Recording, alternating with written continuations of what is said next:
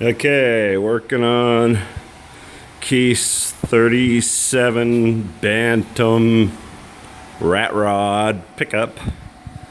It's got a Toyota 22R, 1978 Toyota 22R in it. Got a Ford rear end and some really big ass tires in the back. It's kind of weird, but that's the style for this particular car.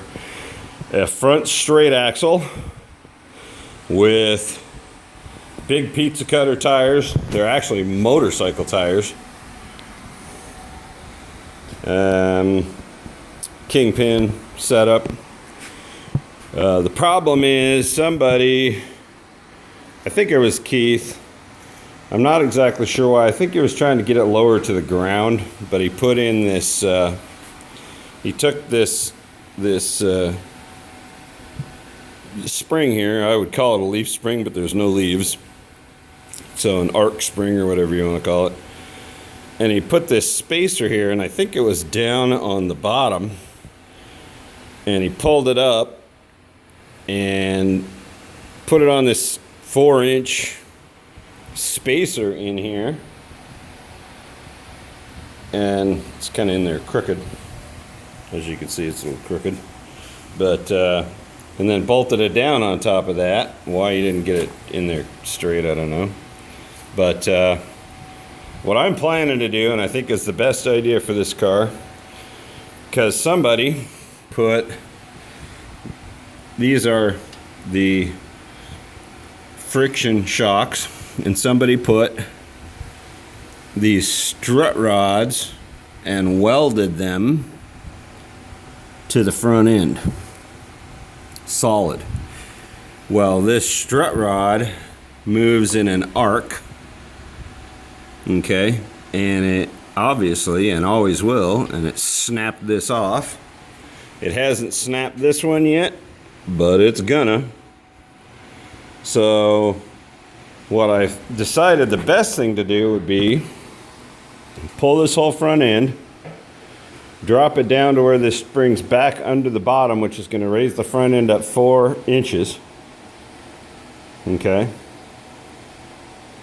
That'll put this spring down below these friction shocks. Bring the friction shocks up on top so they're facing upward. The spring will be down below. And then put a really good quality I'm thinking maybe a sway bar end to hook to these. So it'll go through this hole here, and then I'll put a bracket here, right here, and then a bolt hole through it so I can put the bolt through that. And that'll get much better shocks, and then tighten these up pretty tight on the inside here so that they got pretty good, shock absorption. And that'll also get it up off the ground. I'm thinking is a great idea because the way the exhaust header is sitting down by the frame, I could modify the frame a bit and actually put a muffler on it, because right now the guy was running straight exhaust and Keith couldn't stand it, and he put this tin can on the end of the header,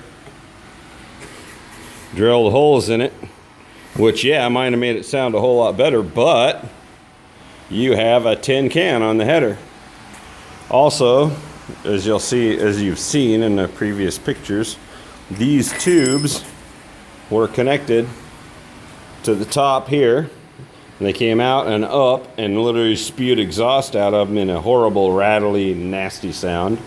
So I have ground them off and welded them in and smoothed it out.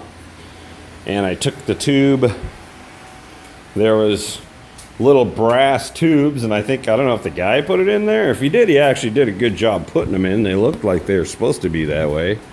I'm not sure why. Maybe they were for a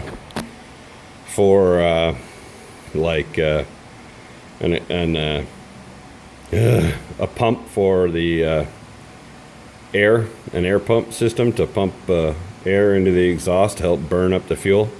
Air pumps system. So anyway, I took those tubes out, and now this is blocked off, and this will be a nice open exhaust port, reducing the back pressure, making the flow easier. So that's done. If I bring this thing up in the air a little higher, and I bring it up in the back higher, which is the plan, then I could put the exhaust going under the car a little better, and then have a real muffler on it, so it gives it a deep throttly sound, but not a, something like a glass pack, something loud, but not screaming loud. And removable for anybody who wants to, not have any sound restriction. Some of them, people like them so loud they need a hearing aids after they drive them. But we won't be putting front brakes on it because somebody stole his setup. He bought a setup with front brakes on this thing, and he says his daughter's boyfriend came and he thinks he stole them because they can't find them now. So had a set of kingpins on it and everything, but not anymore. I'm not sure what this was for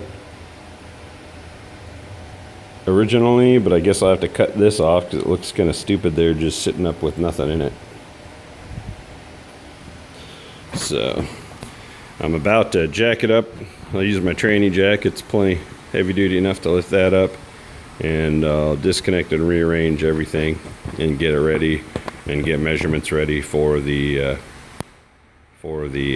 towers that will now be coming off of the inside here, so that this arm can be on top and this whole thing will be sitting lower.